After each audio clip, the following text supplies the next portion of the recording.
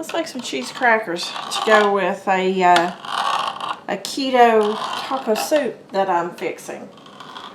I fix these little crackers all the time. You can use them with anything or just whenever you're in the mood for a cracker. I'm taking real cheddar cheese and just cutting it into small squares.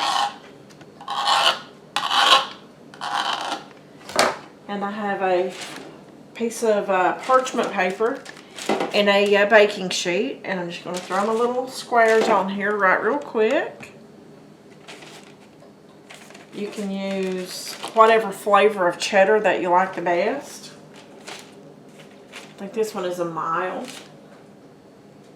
These things really don't spread out very much when they melt, surprisingly.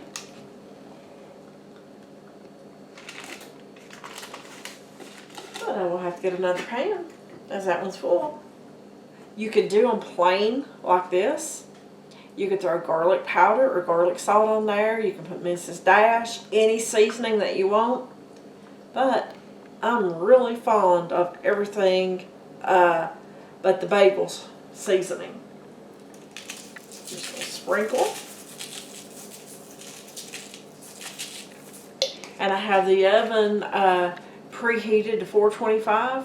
Put them in for about 8 to 10 minutes depending on your oven.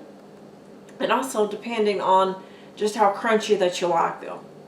I like them almost too brown, according to my husband anyway.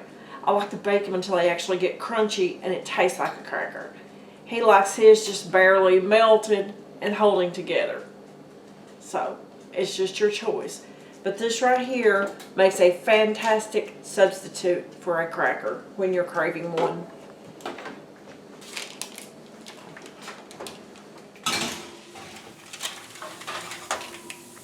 Oh yeah. That is what I like right there. And these are a lighter brown.